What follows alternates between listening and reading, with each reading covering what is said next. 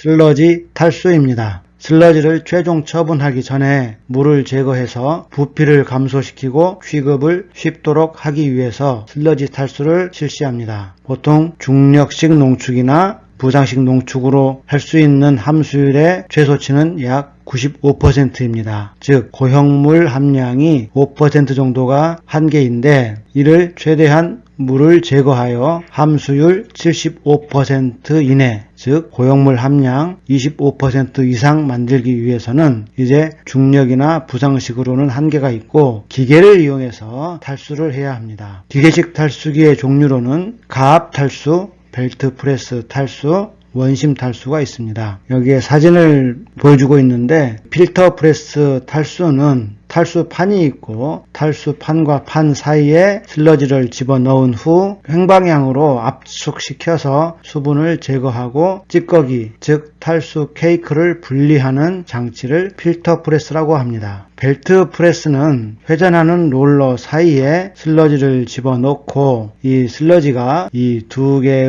벨트 사이에서 점차 압착되면서 수분을 아래로 짜내주는 그런 형태의 탈수기를 벨트 프레스라고 합니다. 슬러지는 점차 탈수되어 함수율이 75%까지 낮아지고 이렇게 낮아진 찌꺼기가 탈수 케이크입니다. 원심 탈수기는 원심력을 이용하는 것인데 고속으로 회전하는 회전볼이 있고 이 안에 슬러지를 집어넣은 후 고속으로 회전시키면 비중의 차이에 의해서 비중이 큰 슬러지는 원통 바깥쪽으로 위치하게 되고 물은 안쪽으로 남게 됩니다. 그래서 안쪽에서는 물을 배출하고 바깥으로 모인 찌꺼기는 탈수 케이크 형태로 회전하는 스크류로 모아서 배출하게 됩니다. 이러한 장치를 원심 탈수기라고 합니다. 탈수기의 용량을 설계하는 예제입니다. 고형물 농도 10%의 슬러지를 탈수하여 수분 함량 75% 탈수 케이크를 얻었다고 가정하였습니다. 건조 고형물 1톤당 제거되는 수분은 몇 톤인가 계산하는 문제인데 슬러지의 비중을 1입방미터당 1000kg, 즉 비중 1로 간주하였습니다. 건조 고형물 1톤당이므로 건조 고형물 1톤이고 고형물 농도가 10%인 슬러지는 수분 함량 90%인 경우입니다. 즉 이 슬러지는 건조 고형물 1톤 더하기 물 9톤 하여 총 10톤이 됩니다. 두 번째로 탈수 후입니다. 탈수 후에 건조 고형물 1톤을 포함한 고형물 농도 25%의 슬러지는 4분의 1이 고형물이고 4분의 3이 수분입니다. 즉 수분의 양은 3톤입니다. 따라서 총 탈수 케이크의 무게는 4톤이 됩니다. 따라서 최초 10톤에서 4톤으로 감소하였으므로 제거되는 수분의 양은 6톤이다라고 계산할 수 있습니다. 이를 앞에서와 같은 방법으로 도식적으로 풀이하면 다음과 같습니다. 먼저 슬러지를 10톤을 가정합니다. 10톤 중에서 함수율이 90%이므로 고형물은 1톤, 물은 9톤의 비율로 톤의 슬러지가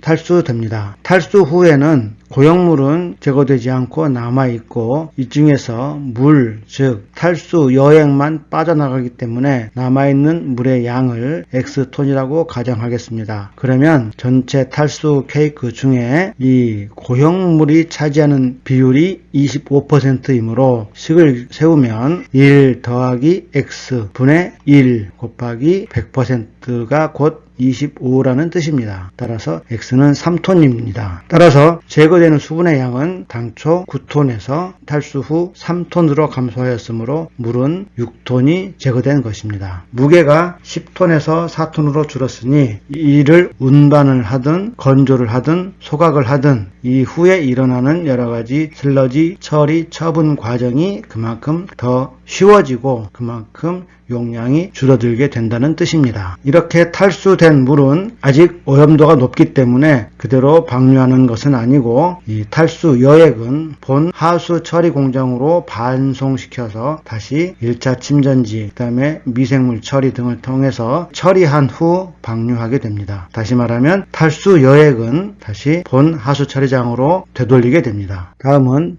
여과포 면적을 계산하는 문제입니다. 탈수기의 용량을 결정하는 문제인데 먼저 하루 60입방미터씩 소화 슬러지가 발생하고 이 슬러지의 수분이 95%입니다. 이를 탈수하기 전에 먼저 응집제를 투입해서 계량을 시킵니다. 응집제는 무기계 응집제인 염화제일철을 그리고 소석회를 투입하기로 하였는데 각각 건조 중량당 소화 슬러지 내의 고형물당이라는 뜻입니다. 고형물 무게 대비 각각 5%, 20%의 무게 비율만큼 응집제를 투입한다는 뜻입니다. 그리고 이를 시간당 15kg의 속도로 탈수하기로 하였습니다. 마찬가지로 이 여과 속도 15kg이라고 하는 것은 바로 슬러지 중에 고형물의 무게를 나타냅니다. 이렇게 탈수하여 75% 함수율의 탈수 케이크를 얻었는데 만약 탈수기의 여과 속도가 1제곱미터당 시간당 10kg의 속도로 탈수한다고 가정했을 때 필요한 탈수기의 여과포 면적을 구하는 문제입니다. 소화 슬러지의 단위 중량을 1입방미터당 1000kg이라고 가정하면 60입방미터 안에 들어있는 고형물량은 60 곱하기 100분의 100-95 하여 고형물량은 총 3000kg이 발생합니다. 즉 60입방미터 안에 고형물량은 3000kg이라는 뜻입니다. 응집제를 첨가 후 고형물량은 다음과 같습니다. 먼저 최초 고형물량 3000kg 그리고 이후에 염화제일철과 소석회를 투입했는데 이 두 가지의 응집제 및 알칼리제 역시 물에 들어가면 고형물이 됩니다. 이들 역시 건조 중량에 포함됩니다. 그러므로 응집제를 추가한 후의 고형물 총량은 3000kg에 다시 25%를 추가한 3750kg의 고형물이 이제 계량된 슬러지 안에 들어있다는 뜻입니다. 시간당으로 환산하면 시간당 156.3kg의 고형물이라는 뜻입니다.